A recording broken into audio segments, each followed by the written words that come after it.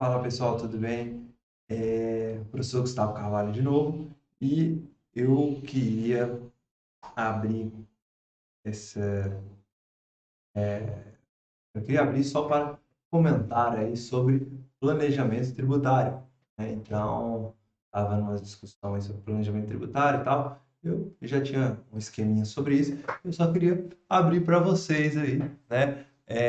Não é, o que eu não quero aqui porque ó, planejamento tributário é assim. Não, quero trazer comentários um pouco sobre o assunto. Então, que vai ser bem rapidinho mesmo. Então, gente, o que acontece? Eu fiz através da ferramenta Microsoft Power BI, uma forma assim de demonstrar, de me expressar quanto à ideia de planejamento tributário. Então, óbvio, planejamento tributário envolve o fisco estadual, federal, municipal, previdenciário, envolve vários órgãos, vários aspectos, várias variáveis, né? E eu quis centrar apenas na parte de federal, né? Um pouquinho do federal, ali os mais comuns, os mais conhecidos, os mais temidos. Então, eu quis apenas trazer alguns comentários para a gente aí, para ver se dá uma enriquecida, ver se dá uma esclarecida aí, se tira de alguns aí esse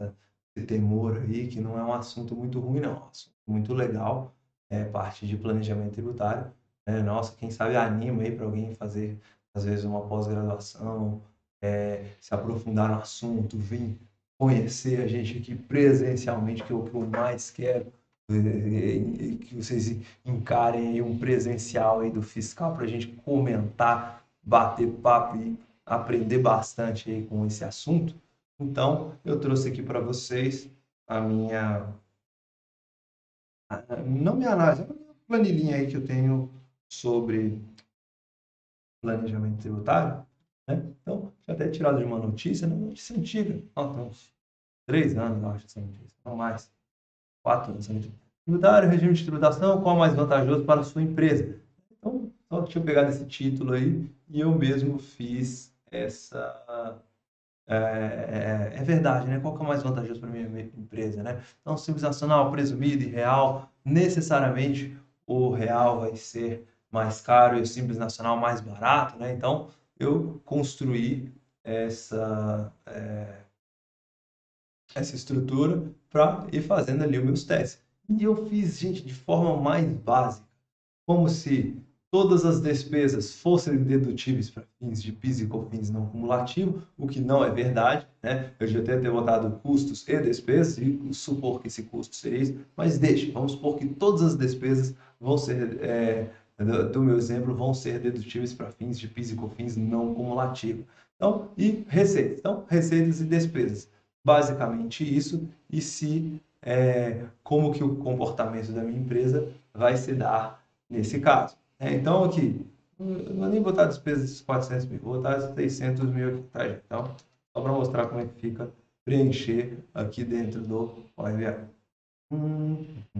Vai ser rapidinho, só um bate-bola, tá, gente? Tô no prazo ainda.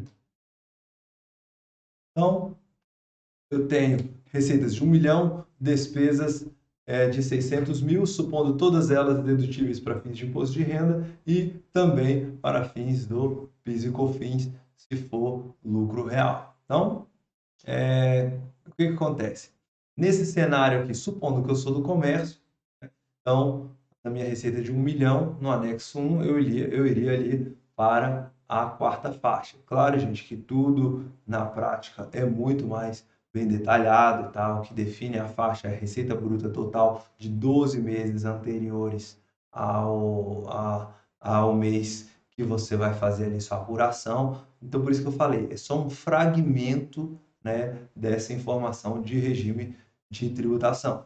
É até para vocês identificarem, poxa, pô, gostei desse assunto, me identifiquei. Então, é uma forma assim, eu estou tentando trazer de uma forma mais, mais chamativa. Isso aqui realmente o que eu estou querendo é chamar vocês para esse assunto, entendeu? Então, não quis botar meio aqui, tá? Então, só simples nacional, lucro presumido, lucro real. Ah, tem o arbitrado também.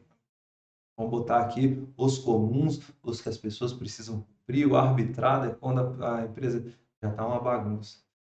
Então, no Simples Nacional, nessa realidade, caso a empresa do comércio possa se enquadrar no Simples Nacional, essa seria mais ou menos a realidade, né? A base de cálculo do Simples, 1 milhão, não há o que se dizer em despesas para o Simples Nacional, a alíquota ficaria ali mais ou menos uns 10,7%, o cálculo teria a dedução ali, porque está lá na quarta faixa e tem uma tabelinha específica, né? Sendo ela do anexo 1 do comércio, a tabelinha específica, tem ali a dedução, e a DAS ali seria esse valor. Então, tributação do Simples Nacional seria esse valor. Então, seria simplesmente esse valor. Olha no presumido, né? Então, o presumido acabou nesses 3 regimes aqui, ele sendo o mais barato, né? Por quê? Porque da receita, a presunção no comércio, ela é bem baixa, né? Por quê? Porque na realidade das empresas, né, isso vale para praticamente qualquer empresa. Mais uma informação que eu falo que despenca na realidade.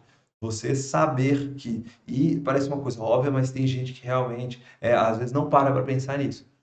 Temos o mais comum, né? Por mais que a indústria também, o mais comum é a gente andar no dia a dia e ver empresas do comércio ou de prestação de serviços. Saiba que empresa do comércio, a margem de lucro, perto de todos os valores que envolvem nela, é muito menor. A margem de lucro para o comerciante é muito menor do que o do prestador de serviço, entre outros aspectos. Por quê? Porque o comerciante ele tem que, no mínimo, comprar um volume muito grande de mercadorias e revender, e em cima dessa revenda ter ali que pagar as suas contas, em cima daquele lucro da revenda, pagar as suas contas fora o fornecedor, pagar as suas contas, pagar os tributos em cima daquele lucrinho e ficaria muito menos ali para ele. Enquanto o prestador de serviço estudou bastante, né? Mas na empresa dele ali, naquele momento, naquele instante, tudo que ele precisa é botar um paletó, uns 3 perfumes ali, pegar o carrinho dele ali para pagar uma gasolina, ir lá dar a palestra dele e receber aquele valor cheio ali para ele, né? Então a margem de lucro dele vai ser um pouco maior. Então, prestadora de serviço, normalmente margem de lucro um pouco maior, comércio, margem de lucro um pouco menor. E o fisco presume isso justamente, né, no lucro presumido, né? Então, a presunção ali para o comércio é muito menor. Então, a base de cálculo presumido da CSLL, do Imposto de Renda no Comércio e no Serviço, em um botão ele já refaz a análise. Então, no Serviço é muito maior do que no Comércio. E mesmo no Serviço, ela ficou ainda maior, né? Ainda mais interessante do que no Simples Nacional. Então, nessa realidade aqui, o Simples Nacional acabou não sendo mais vantajoso. Então, né, se fosse desse jeito, nós fazer um Simples Nacional, se só essas fossem as considerações, né, empresa, considere esse ano ficar no Simples Nacional ou no lucro presumido, né, baseado nesse cenário que vamos supor que fosse do ano passado e a área orçamentária estima chegar no mesmo número nesse ano, então, a área fica no regime do lucro presumido. Então,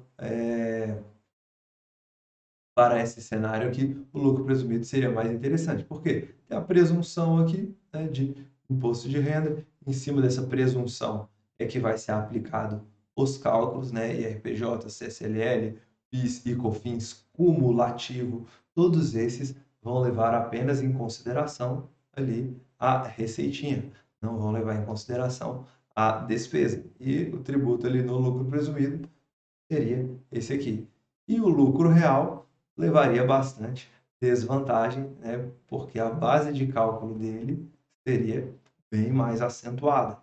Então, ele teria ali o lucro, o PIS e COFINS, valor um pouquinho mais elevado, né? Imposto de renda adicional do imposto de renda, que também pega, né? Tem critério para adicional do imposto de renda, também pega CSLL e totalizando ali, né, no lucro real, esse volume muito grande de tributos. Mas é óbvio, né, que dá para o lucro real também ficar vantajoso. Então, vamos supor que é um comércio ali que tem uma margem de lucro realmente muito baixa. Vamos ver se com 800 mil o comércio ficaria mais vantajoso no lucro real. Então, Tá quase, ó. O presumido ainda ficou mais vantajoso. Deixa eu ver.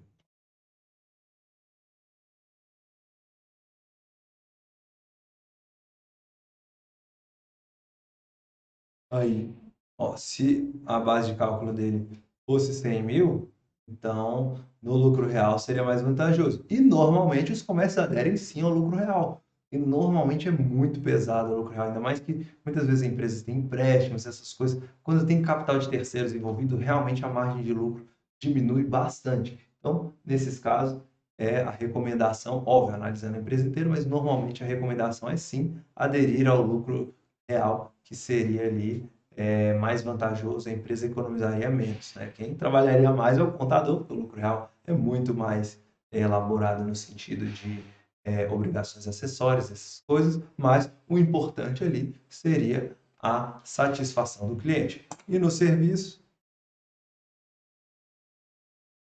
o lucro real. Normalmente o serviço não tem isso tudo de despesa, não. Mas normalmente no serviço a gente bota ali no lucro presumido, né? Porque a margem de lucro é muito grande. Tá vendo que o lucro presumido, de novo, ficou aqui na frente do Simples Nacional. Porque quando o Simples Nacional vai tendo uma receitinha muito acentuada, não fica mil maravilhas você pagar a guia DAS no Simples Nacional, não. Fora que dependendo, né? Mas aí receita muito maior, você vai pagar o ICMS ou o Imposto sobre Serviço, vocês pagam ela fora da guia DAS, né? Então, aí no cálculo normal pode ficar ainda um pouco mais acentuado. Certinho, gente? Então, eu só quis dar uma palhinha aí de planejamento tributário.